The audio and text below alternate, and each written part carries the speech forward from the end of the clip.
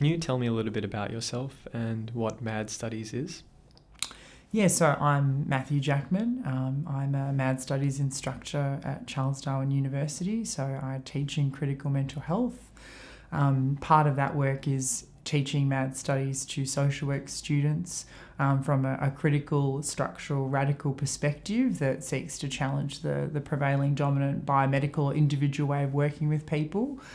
So instead of teaching, kind of clinical expertise or clinical competency or therapy or counselling, I really try to train social workers in a co-produced way, in a peer way, around how to develop cultural competency, spiritual competency, structural competency, and really develop social workers' political expertise in working with people from an advocacy position whom experience mental health issues. So it's really about addressing those power imbalances, addressing issues of equity, and really understanding the social context and consequences for people's mental health issues, such as access and social justice issues outside the biomedical model. So it's not about understanding an illness or a diagnosis, it's about understanding the person's worldview and how they view their madness. And MAD Studies is really a interdisciplinary discipline that seeks to bring in spaces like history, like disability studies, queer theory, crip theory, and amalgamates and centres MAD people's experiences from a critical and social justice perspective to really challenge that individualistic way, that capitalistic way, that psychiatric way of viewing the human condition, from less of an individualistic way to more of a collective community way, and also seeks to attend and address those issues of culture, spirituality and politics in mental health. Why do you think we need to reclaim the word mad? I think MAD has been used in a pejorative way. It's been used as a means to weaponise people with mental health issues, particularly severe and enduring issues, such as psychosis or hearing voices, mood fluctuations. And in history, it's often been used as a way to marginalise and other our community as well, the mental health community in its varying forms and identities.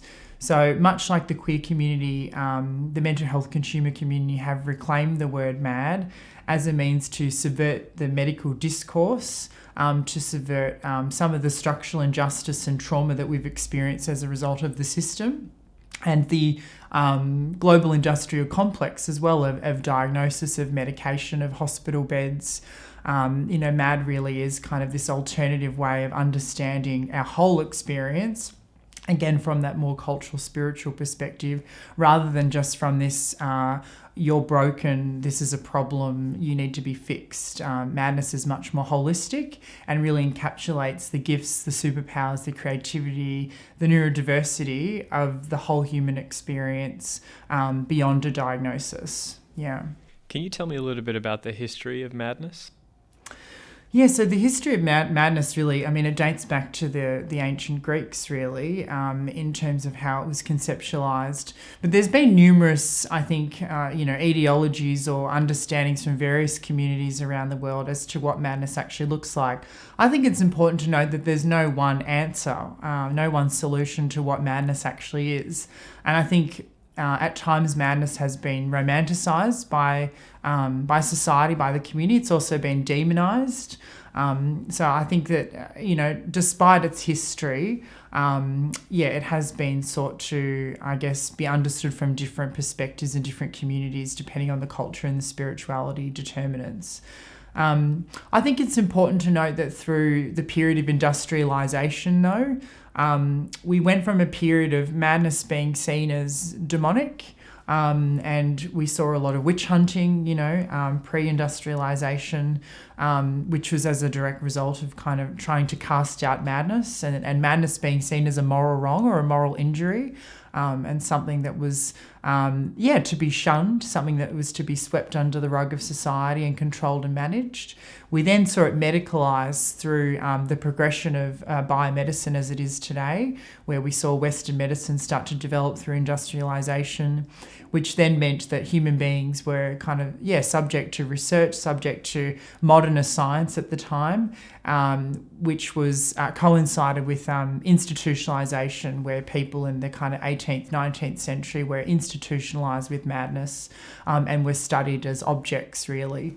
And then through that period, madness was medicalized. So it became something that was quite spiritual, something that had kind of religious determinants, something that was also revered in certain cultures, such as shamanism. Psychiatry actually evolved from shamanism, and in some circles, psychiatry is deemed the oldest living discipline in the world because of its basis in shamanism. However, through the process of modernism and science, it was sought to be seen through a biomedical lens and seen as a fault of biochemistry and a biochemical imbalance in the brain, which has since been debunked predominantly, as we really don't know actually a lot about how psychiatric medication works. And if it does work, we don't really have a great evidence base around the reasoning around that. We just use what works because it works, which is kind of frightening in a way. You don't go to your general practitioner and they kind of test your blood for a mental health issue, whereas you get medication for diabetes when your blood's tested. So we really don't know how that all works. So, and now we're going through this shift again where we're kind of harping back to looking at environmental causes and looking more at trauma and how trauma has an impact on mental health issues, and particularly attachment issues and relational issues. And we're starting to look at the violence of the system, structural violence, such as, through homophobia or through classism, through saneism, and really starting to understand intersectionality and trauma, and how people experience distress or neurodiversity in response to an unjust world, an unfair world. So we're sort of in this in-between limbo period where we still have this prevailing powerful biomedical model that has a lot of epistemic privilege, which just means that there's a hierarchy of knowledge in science, or what Western colonial patriarchal science has told us it should be, which is that biomedicine and law are up the top, most valued. Sociology is kind of down the bottom, along with lived and living experience, Indigenous perspective. Lots of different oppressed knowledges that are kind of in this hierarchy. So we're in this period of trying to challenge that injustice of epistemology and the hierarchy of knowledge, to sort of move and shift towards focusing on, well, what's actually the causation of these issues rather than what's the surface level symptoms. Because when you address the surface, you don't actually address a sustainable way of understanding the human condition.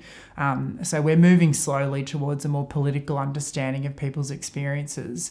But that's very hard to do when the medical model is predominantly an economy.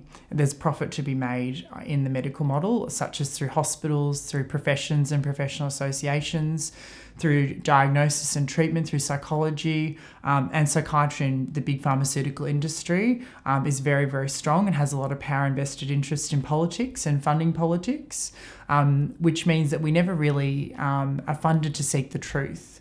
We're funded to seek economies and interventions that pay, that make a profit. And therein lies the conflict of our current system. Yeah. Can you tell me more about the MAD movement and how it addresses these systemic issues? Yeah, so the MAD movement has evolved from this reclamation of the term MAD. It really more so came to the fore, particularly in a North American context, back when there were a lot of those civil rights movements in the late 60s and early 70s, the sort of anti-war sentiments, sort of post-World War II, and then the frustration of society in dealing with these global conflicts, queer liberation, feminism, all these intersectional movements came about. And coincided really with the need for people with mental health issues, people who live with psychosocial disability, people that were institutionalised in asylums, also sought to have their own movement, which was about, having dignity and respect, speaking up around coercion and trauma of the system, speaking up around abuse and harm in the system as well, such as from treatments or from deprivation. A lot of these asylums were closed down because they were out of mind, out of sight, and government stopped funding them, and they just had so little staffing that people were really left to be deprived in these environments. So through that civil rights movement, we saw these kind of the umbrella of identities in the mental health community, psychiatric survivor, which is usually a bit more radical in terms of the positioning, because people have often been really harmed and abused by the system, such as people that have had electroconvulsive therapy and they've had long-term memory impacts due to that, include myself in that. And there's people that identify as consumers in Australia, which is more so about being a consumer of mental health services, which is a little less political, but still positioned in a critical way because you've accessed services. So there's that element of having a mental health issue beyond just having a lived and living experience. There's also people that identify with neurodiversity, people that identify as psychiatrically disabled. So all these positionings have come together along with Mad Pride. And Mad Pride has really sought to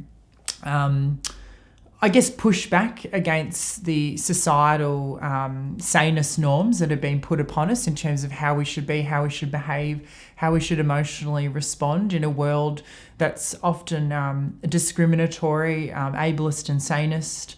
And Mad Pride really seeks to celebrate, actually, the diversity and I think, as I mentioned before, the gifts and the superpowers that come with having a mental health condition.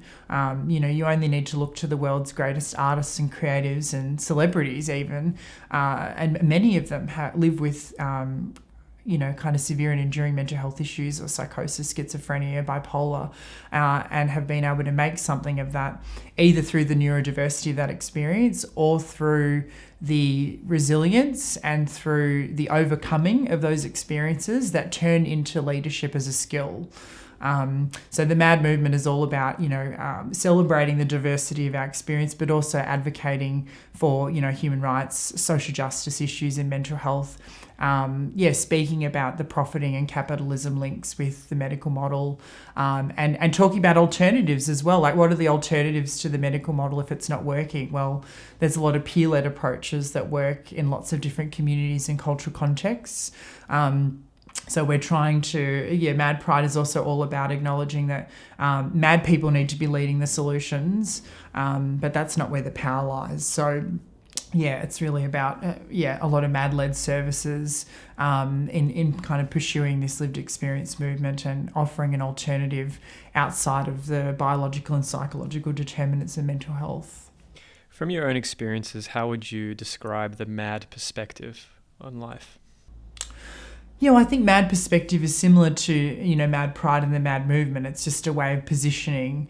And I think MAD perspective is all about, a focus on dignity and respect, a focus on human rights, a focus on social justice, a focus on centering mad people's experiences.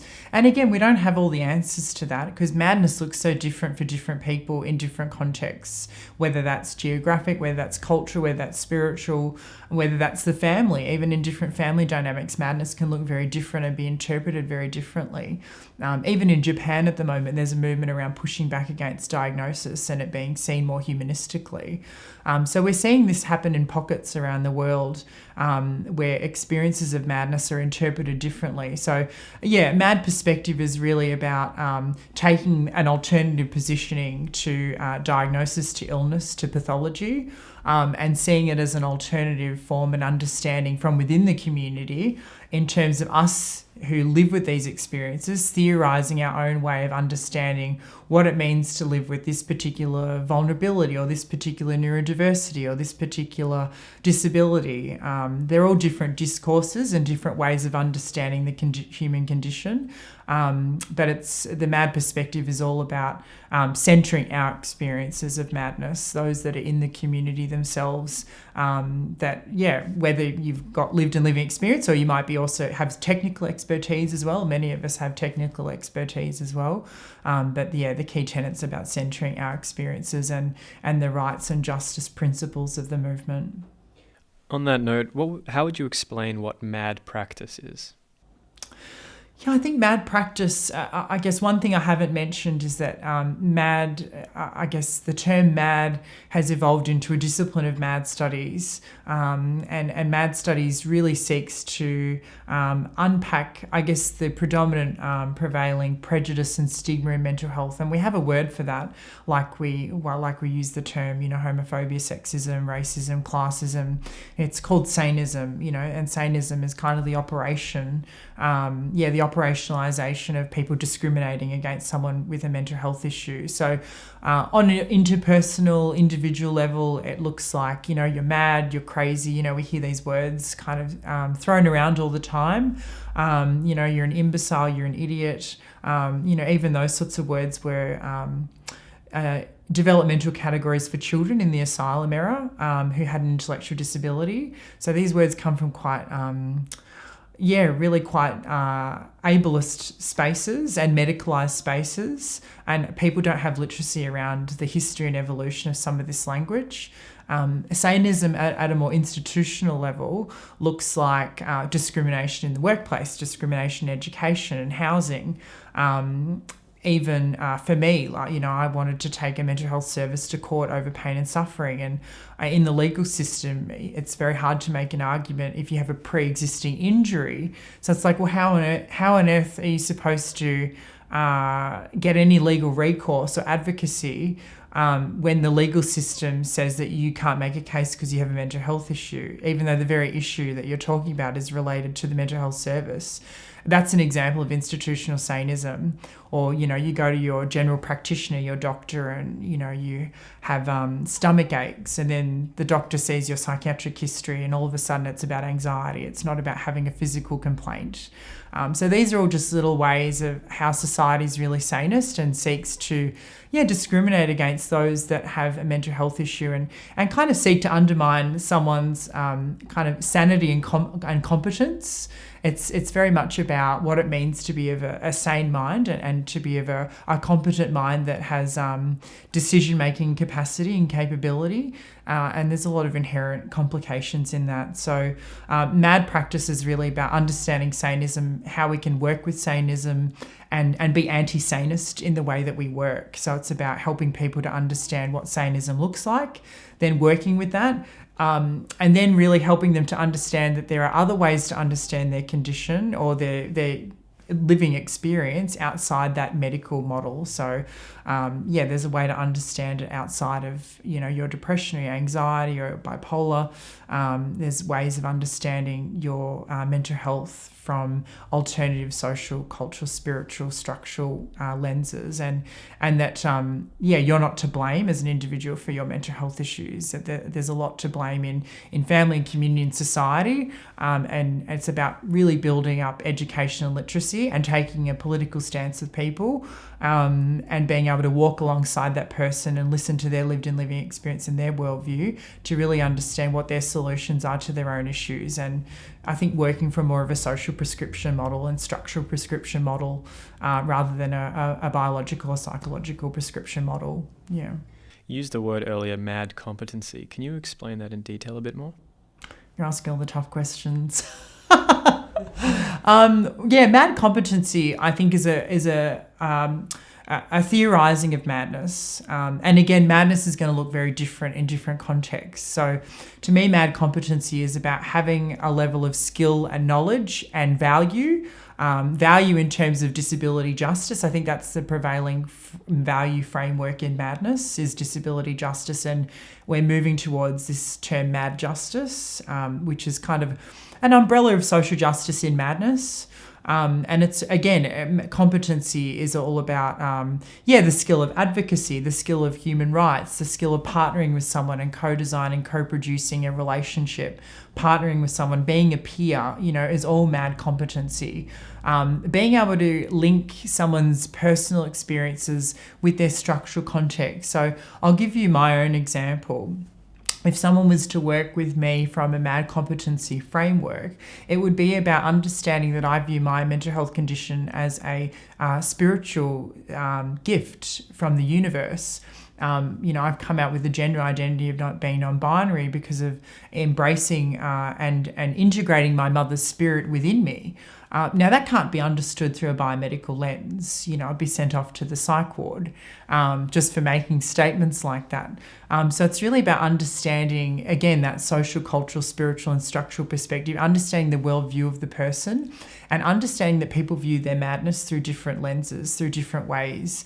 And we're there to help people make meaning, because at the end of the day, what is reality? Everyone has their own version of reality. That's called lived and living experience. What we need to do as human beings is be empathic, deeply empathic, listen really deeply. These are key skills as well in MAD competency. Listen as a peer, do story work, narrative work to really hear and tease out where the distress is coming from, or the neurodiversity or the vulnerability, and really seek to help people to understand the politics of their experience. So for me, a lot of my trauma had clear links with, kind of patriarchy and feminism, in terms of my mother experiencing domestic violence, in terms of my grandmother not wanting to have children, and then obviously being someone in the queer community. There's direct links between how I developed a very anxious personality, because I was constantly trying to mask myself as a child and an adolescent. That's not a fault of my brain. That's not my fault. I don't have an illness. I've just responded to my environment, which has been discriminatory and unjust, and said that I'm not a worthy human being. So MAD competency is about understanding those links between the person's experience, their experiences of the environment, at a family, community and societal perspective, because most of us have complex grief and trauma issues when you really listen deeply. And I think that exists in an intergenerational context, as you would know. Yeah. What changes do you think need to be made at an individualistic and societal level for madness to be more accepted and less stigmatized? I think at an individual level, like in all marginal communities, it starts with visibility and having conversations. We need to be able to sit comfortably, we need to be able to sit uncomfortably to begin with, because we're never comfortable to begin with anything that we're unfamiliar with, or that triggers us a little, or that's too different from us. Comfort comes from safety and security and stability and things that are familiar to us. So I think we need to be better as human beings at being respectful, at embracing difference and being inclusive of other worldviews.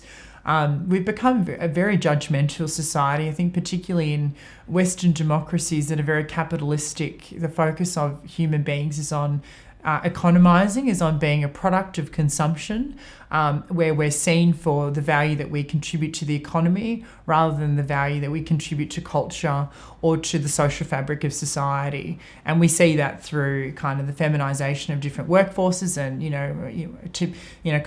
typical like gendered roles being paid a lot less, or like volunteering not being that valued, or particular roles being paid a lot more than others. So I think it starts with, inherent respect and dignity. It starts with being able to listen deeply, listen non-judgmentally, and then really as a society, like individually, have those conversations about, well, what does mental health look like for you? What does vulnerability look like for you? What does madness mean to you? Even asking those questions around meaning. So I think it all starts there, because most of us, if not ourselves, have a mental health issue at least, ourselves or in our family or in our community. So being able to sit uncomfortably with that and learning from one another is, I think, the starting place, and then talk about issues of like Satanism and ableism. At a societal and institutional level, we have some very serious conversations to be had around the way that our political economies are structured. At a political level, even looking at two-party preferred systems where we set up an environment that's violent. It's structural violence when people are being pitted against one another. It's not collaborative, it's not partnership, it's people attacking one another. What does that communicate to children growing up? As long as we have these structures and systems that are set up in hierarchical ways, including the legal system, legalistic systems are very adversarial. All these institutions, if we have adversarial systems like politics and the legal system, what it sets up is violence in relationship, and it doesn't really set up ways of communicating in healthy ways. So I think we need to address systems in how they relate to one another in more equitable ways, more partnership and relational ways rather than adversarial ways. And then I think we really need to address the issue of profit and capitalism and how that erodes and takes away from the truth and the solutions of society, where vested interests exist, such as, an example is the big pharmaceutical industry, where a lot of big pharma companies will pick and choose what they want to publish depending on what the outcomes are for that particular drug, even in terms of what the placebos are. They'll also lobby politicians and fund a lot of politicians to do their work. How are we ever going to seek reconciliation and truth around the causation of mental health issues when these very powerful companies that the top 1% own in the world have all the power in political discourse and decision making? If we don't address those issues of injustice, we will continue to respond to the world in ways that seek to continue to help people profit rather than actually address the truth, which is that social injustice is predominantly what causes mental health issues in the world. Why should people outside of the community support the MAD movement? Yeah, it's a good question. I think that the MAD movement fundamentally, like most civil rights movements and social justice movements, is about respect. It's about love. It's about compassion. It's about seeking a better life, and it's about seeking an equal life for all of us. It's not like mental health issues are going to go away. It's not like madness will go away. Madness is part of society. And again, like I said, madness can be painful for some people. It can be really vulnerable. For others, it can be a great gift. And for a lot of us, it can be all of them. It can be all the above. So I think it's about supporting the movement is about supporting the cause of humanity, and supporting that we have a lot of diversity. And as a human species, part of our condition is to suffer. We've always suffered. We always will suffer. So it's very humanistic, I think, and very deeply existential in supporting madness, and understanding madness and how we can seek to redress, I guess, the more painful aspects of madness and celebrate the gifts and superpowers of madness. So I think supporting the MAD movement is really supporting kindness and compassion, and it's supporting social justice and human rights. And I think most people want that.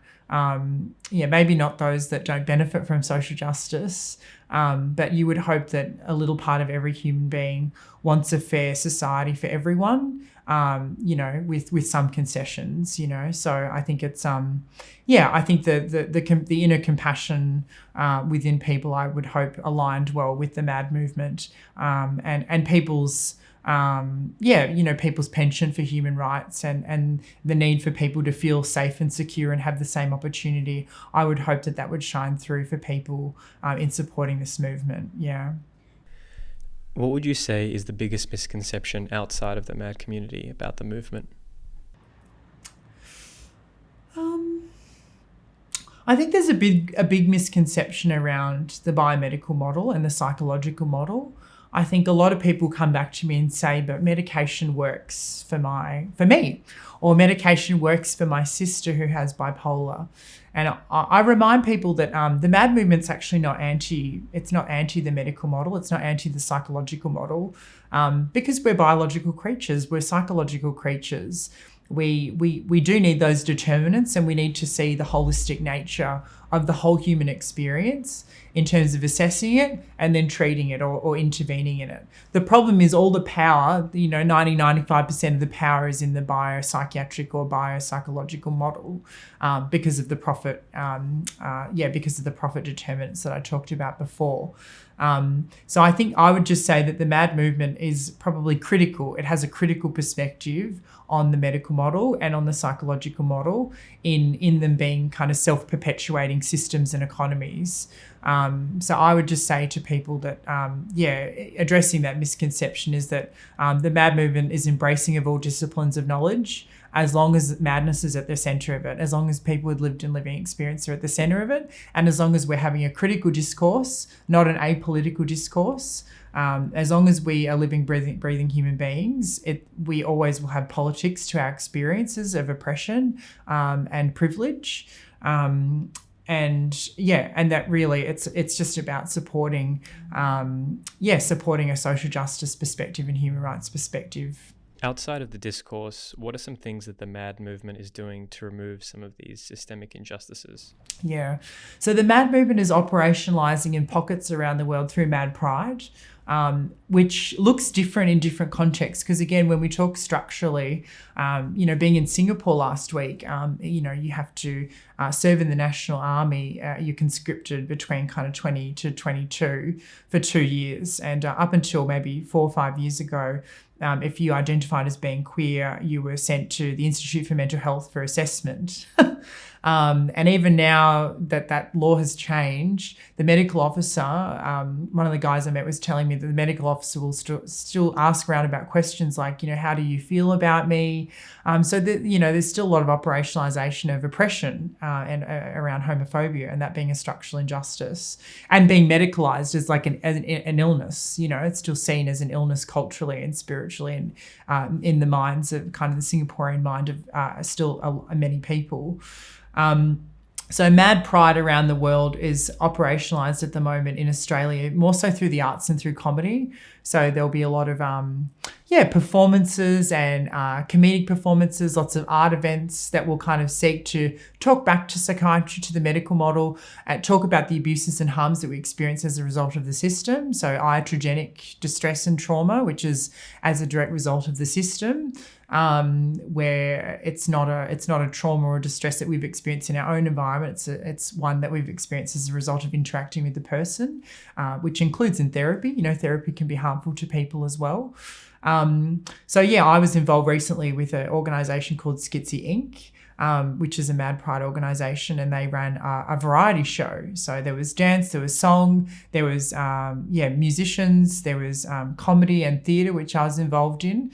And it was all kind of having a joke, having a laugh, very Australian as well, to like be able to have a laugh at some of the kind of just, jokes of the system, but also speak quite critically on the discourse. So I was able to kind of be a comedian or have a set around comedy and be my mum, and kind of run a manic depressive club in my Hawthorne West, home. And my husband was like, I was like divorced to my husband, who was like a prominent psychiatrist. And I was running this like MAD Studies reading club, and it was just a play on like class and psychiatry. And I was able to speak to a lot of the social justice issues and harms of the system in that particular performance.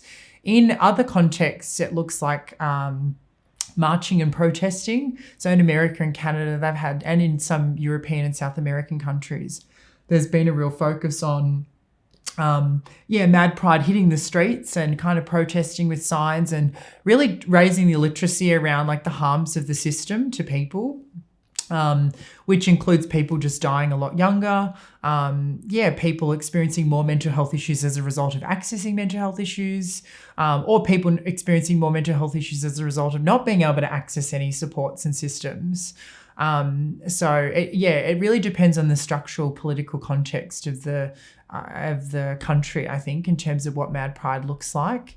Even my own organisation, the Australian Centre for Lived Experience, tactfully, we're trying to push toward having a float in the Gay and Lesbian Mardi Gras, the Sydney Gay and Lesbian Mardi Gras next year, where we're able to kind of, wear our, kind of stand up with our banners and our T-shirts, our kind of, fuck the DSM kind of T-shirts, and, oppression is not an illness, or, I have my cat team with kind of cats around an ambulance sign rather than like the crisis assessment team, in terms of like more personal medicine approaches. And even in America, like, the whole like defund the police movement is very aligned with the MAD movement, because it's all about like not having Police respond to call outs, particularly with Black Americans, where there's a lot of violence that's experienced, and a lot of those situations are where people are experiencing psychosis, and are often, many of them killed, or harmed in being secluded and restrained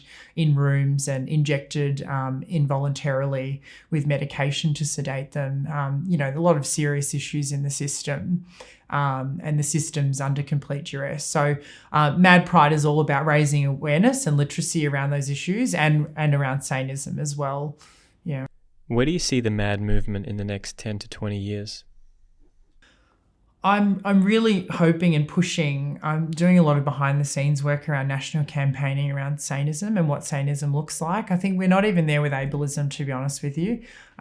Disability is really seen as a poor cousin, I think, when it comes to oppression and how oppression is operationalized. I think we've worked very hard on racism. We've worked very hard on sexism, and even their issues that are still ongoing, and still prevailing, even in Australia. I guess we've been addressing issues of homophobia and transphobia in recent discourse as well. Classism we never talk about in Australia, and that's probably one of the most pervasive issues, actually, is this kind of this kind of humorous discourse around the kind of disguised privilege and injustice of society economically in Australia. I don't think we really acknowledge that. Yes, we're kind of fairly equitable in comparison to other spaces, but we still have a great injustice in privilege and oppression in terms of class in Australia. And they all intersect, of course, with madness. So I think I'm really hoping that national and international campaigning around saneism is happening in 10, 20 years' time. Probably when I'm, at the kind of mid to late end of my career, or maybe I'm selling myself short if I'm going to die 20 years younger. But that's where I'm hoping to see things. I'm hoping to see really clear international and national dialogue around saneism, around a deinstitutionalisation of medical frameworks. So the Diagnostic Statistical Manual, I think, is actually on the way out. Which is great because it's sought to medicalise oppression throughout history, whether it's through the Jewish community, whether it's through being a homosexual, whether it's through having a diverse gender, whether it's through being a black slave trying to run away from slave camps. There's been a diagnosis for everything, and we need to talk back and say that there's no place for medicalising oppression in society, and that's just a way to control and manage by the dominant parts of society, the kind of white cis het men of society, not having a go at you.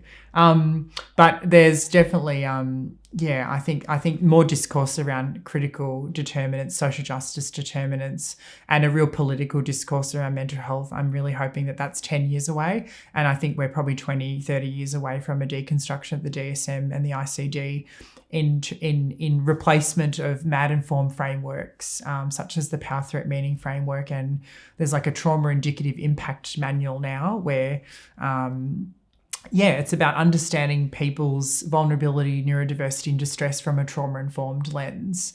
And rather than giving a diagnosis, it's about really understanding the meaning around how the person's presenting rather than slapping a label on them, which I think is just a more humane way of working with people. Because even when you give someone a label, it doesn't fully encompass the whole perspective. It's like, even, I'll use sexuality for an example, calling me gay worked when I was 20, it doesn't work now because I don't identify that way and my sexuality has changed. But there's also nuances within that as well. So, I think we need to get better as a society with trying to simplify the world through labeling, like through a diagnosis, but then also realize that when we give something a simple label, we complexify it. We actually make it more complicated. And we should know that as human beings that we change. I mean, we change every second of every day. It can take one conversation, it can take one YouTube clip, it can take one TikTok for our worldview to change. So I think that some of that needs to change as well as a society, where we're just a bit more less rigid in our thinking and more embracing of the fact that society changes. What inherent biases can the individual challenge to better understand the MAD movement? to stop and think and reflect about the system that they live in currently. Yeah. Yeah, well, I think we've all used some of that saneness language in the past. A lot of my friends now pull themselves up, actually, which I don't experience in any other circle where I haven't talked about sanism. In terms of someone might say, "Oh, that that's really crazy," and they'll be like, "Oh, I'm sorry, like that's quite a sanest thing to say." So I think really, yeah, it's about learning. It's about being curious. It's about having an open attitude and learning about what sanism looks like, what it means, how it's operationalized. I think that's a really good starting place. I think it's about familiarizing yourselves and having visibility with people that have mental health issues and supporting causes and going out of your way to be part of the movement in varying capacities. I've forgotten the question. What inherent biases can the individual challenge to better understand the MAD movement? Yeah. So there's the element of self-awareness and literacy and educating yourself around what sanism looks like, and also just understanding like the history of madness. I think that MAD study is a big part of it. It's actually just like the history of madness. It's been so silenced as a knowledge base because of how strong psychiatry and capitalism have really held the system, that we really don't hear much about, well, how has madness been understood and interpreted in society? What were the advocacy movements that were happening like pre 1800? Madness has always existed, but we don't really get taught about that. We just get taught that mental health issues can become an illness and they need to be medicated, and you go to therapy and that's voila, you're done. So I think, by upskilling yourself in understanding the history, by being connected with people in the community, by getting involved in mental health causes, I think that they really help to, challenge some of those biases. Because I think, like with any discrimination, I think it's only when you have visibility and connection with another human being that some of that gets challenged. Some of your preconceived ideas around a person or a community actually get challenged. So you really need that point of connection with someone or with a community to challenge that.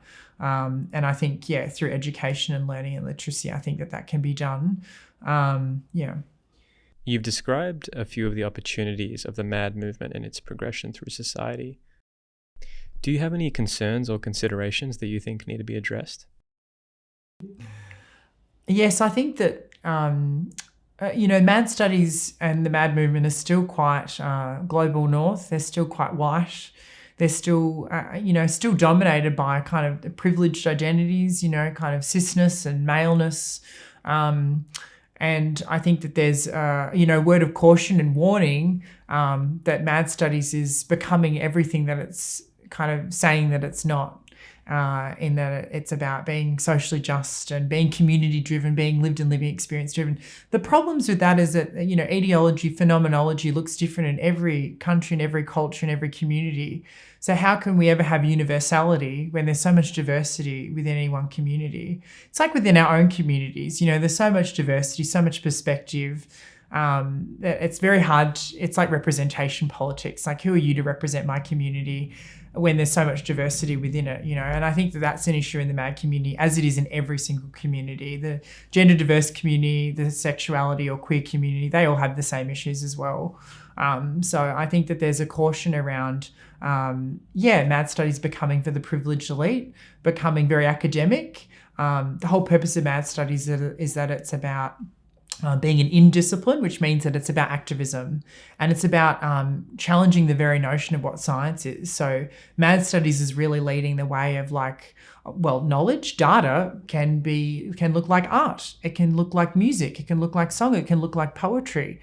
There's lots of other knowledge in society, but, again, through a modernist world, through a medical world, there's certain types of research that are deemed more rigorous than others. Which has devalued all other knowledges, which is just not okay. And it's not an accurate reflection of the world either, because we've always had lots of different ways of understanding the world through different knowledge. So, the word of caution, I think, is around how will MAD studies be interpreted cross-culturally in different, contexts. How will it truly represent social justice issues if it's being led by academics, which again, by virtue of privilege, and I'm in this weird position where I've come from a lot of trauma. I've come from a lot of oppressed identities. I'm still white. I'm still assigned male at birth, reasonably attractive. And they are privileges. They're absolutely privileges. So, have had fluctuating class now that I'm an academic as well as being an activist as well as being a service user. So I think there is a whole group of us that are that, but I think there's still a caution that it's, like any academic discipline, it's not really an accurate reflection of the day-to-day for people. So we need to, I think, work very hard with our communities and do our work slowly with people in a co-design, co-produced way. And as academics, we're like double agents. You've got to be in community. You've got to have a good relationship with the community to do the mad work. But then sometimes people can see you as like one of the privileged mad people, so they don't want to work with you. So you're kind of in this like, well, I feel like I'm not part of the, ivory tower of the university, but then the mad community don't really see me as one of them either. So it's like you're kind of working between, the interface between the mad community and the university. And the university is just also a beacon of capitalism. It's all about making money. It's all about doing as much research as possible. So again, mad methodologies are about participatory action research. And when you're working with people in co-design ways, you're working with people. People take time. People take time to process and unfold. And that doesn't work well in a university environment. So you're also combating with the fact that your own structures, employment structures, don't actually enable you to work in mad ways, which are to allow things to unfold, to be trauma-informed. You can't just force people, to be able to share their story or share their experiences. That needs to come in time at the person's pace where they feel safe. The university environment doesn't allow that to happen. You use the term mad studies. Are there any studies in particular from the past or currently taking place that could help the individual better understand the mad movement? Yeah, that's a great question. There's some really good key textbooks. I'm writing one at the moment myself.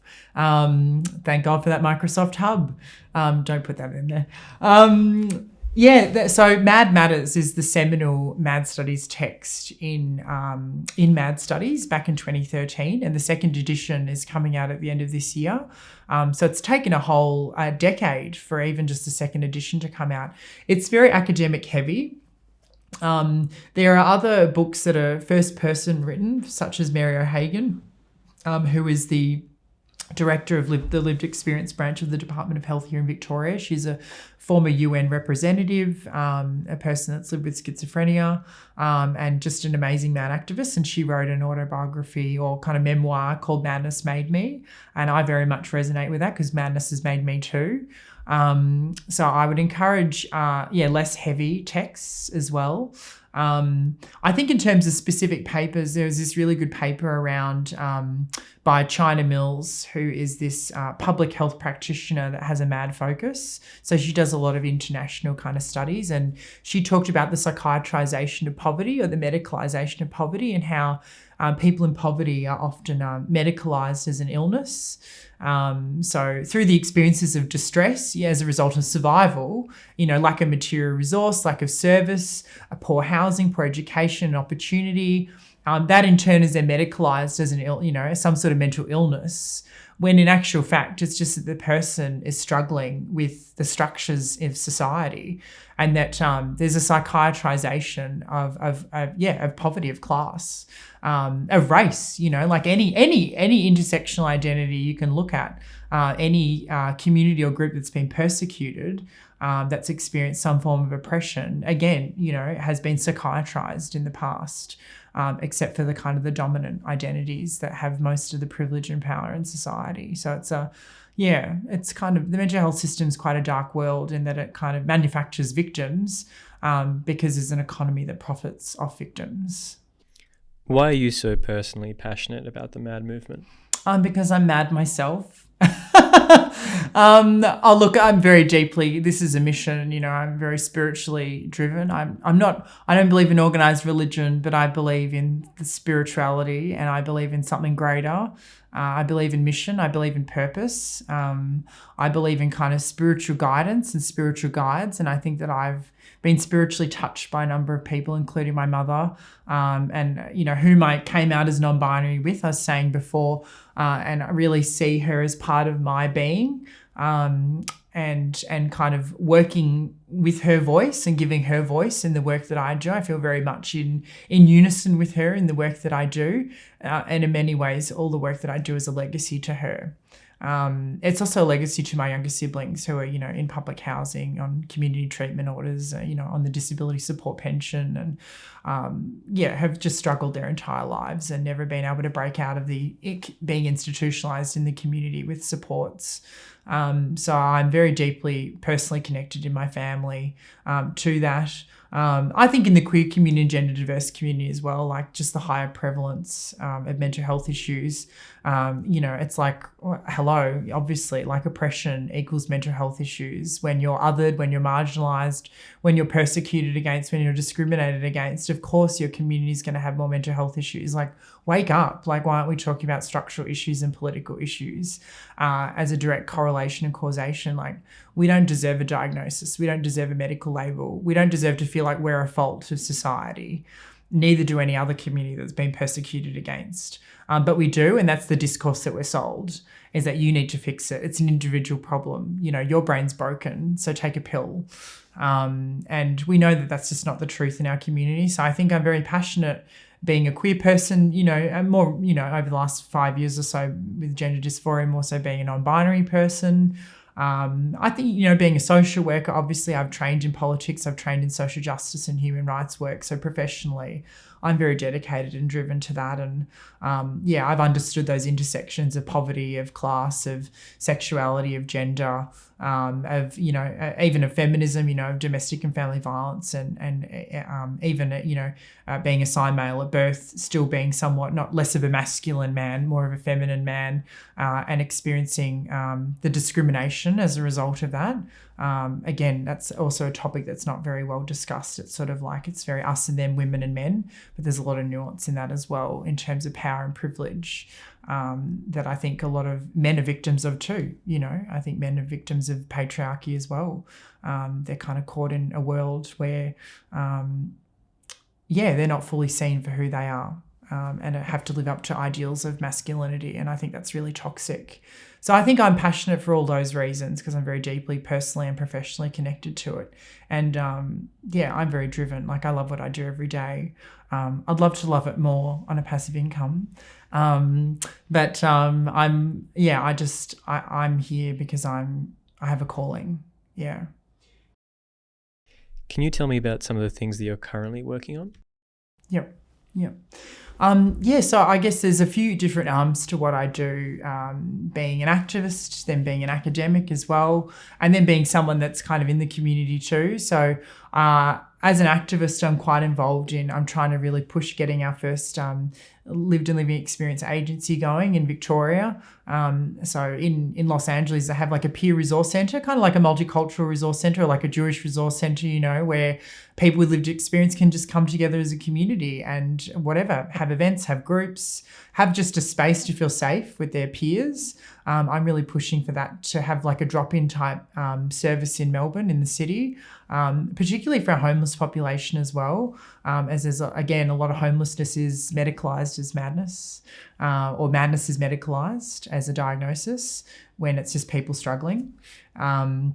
So I'm pushing for that. I've been involved in the Mental Health Wellbeing Act, and been really involved in having support for general practitioners in primary health care, given their item lines don't allow for much time to work with people, which means that a lot of social presentations, social issues then get medicalised. It's easier to give an antidepressant seeing someone for 20 minutes than it is to actually hear someone's story and actually address like the root cause of people's issues. So I've been a big advocate on having peer navigators and social workers in primary healthcare settings.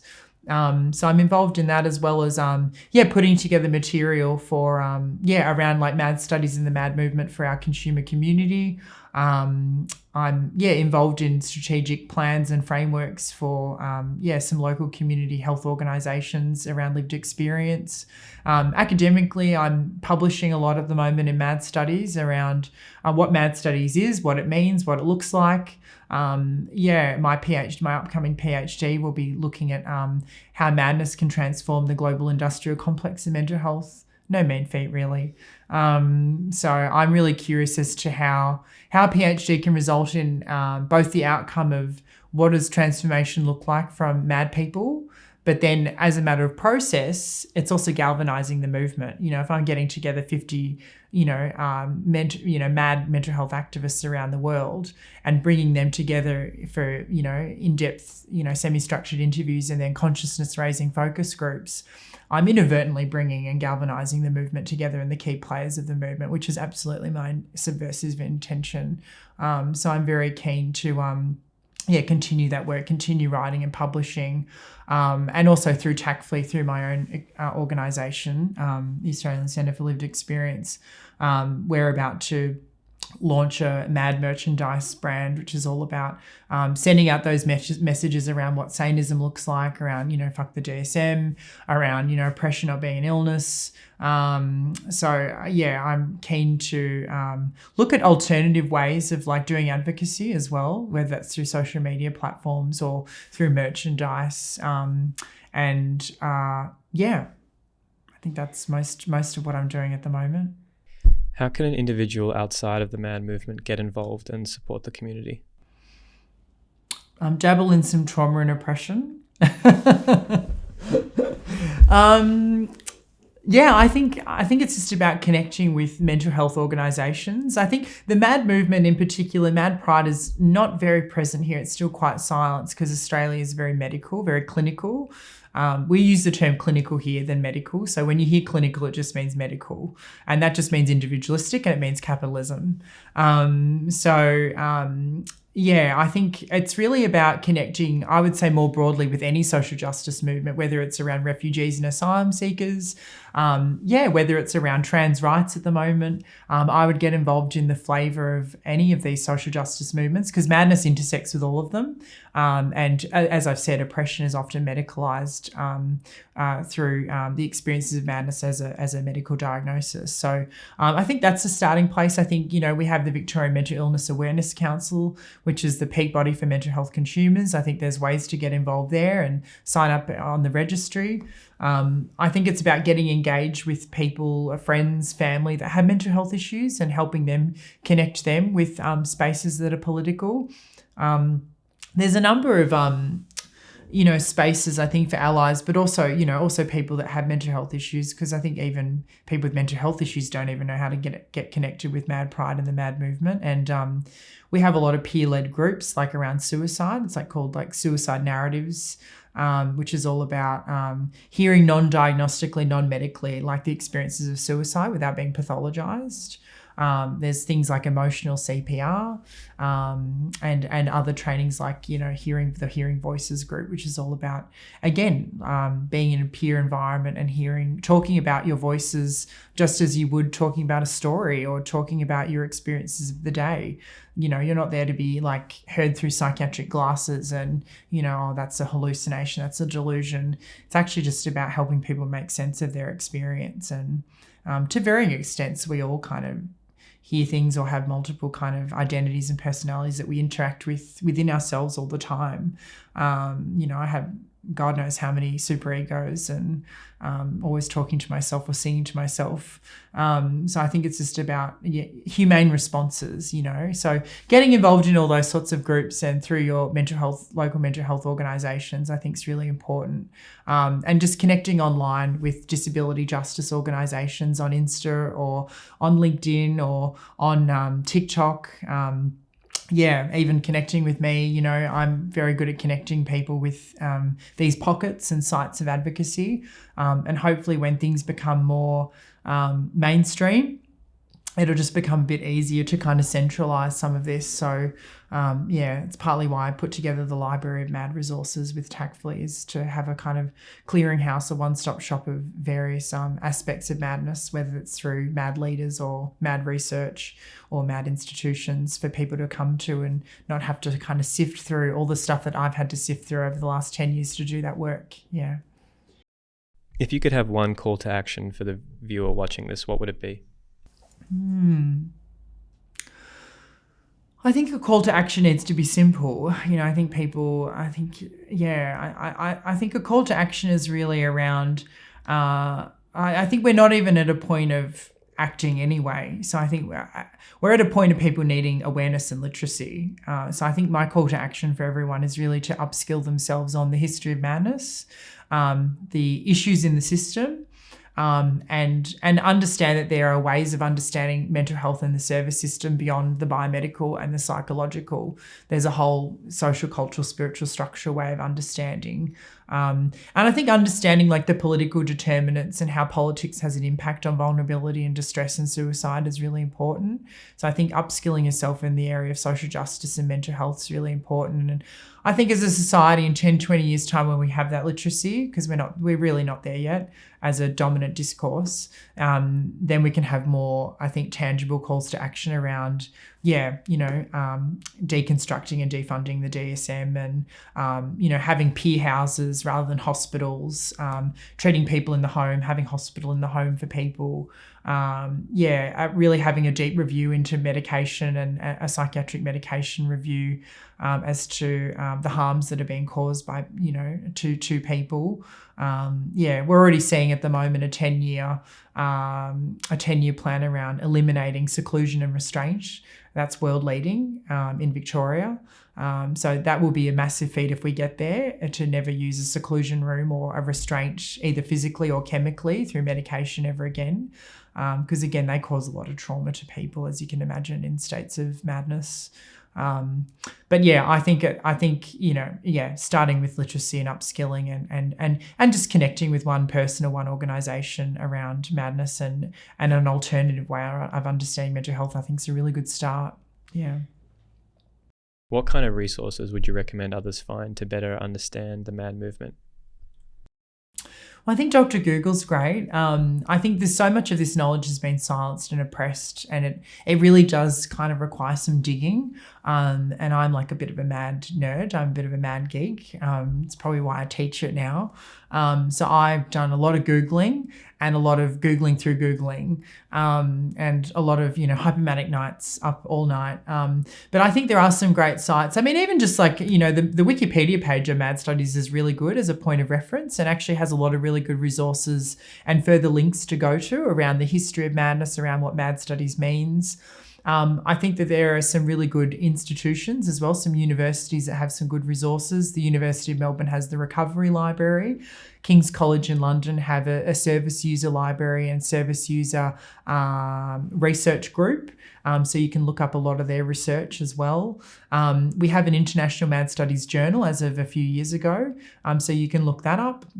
Again, you can look up my library as well of MAD resources on www.tacfle.com. I should get that right. It is my organisation. What else is there? Even Yale have a wonderful recovery program, recovering community health program, where they have lived experience academics and have had for 10 years or so. So they've got a really good resource library as well.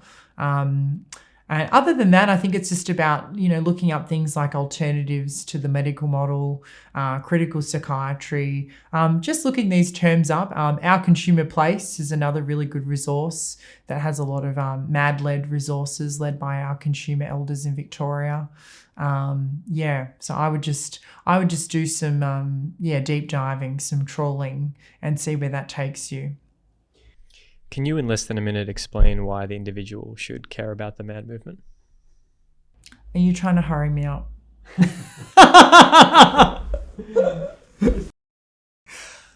People should care about the MAD movement because we all have an inherent dignity, respect and worth to be here as a human being and to be treated humanely, particularly when we're in states of vulnerability and distress. We have a particular we have a particular need to protect members of society that are experiencing vulnerability.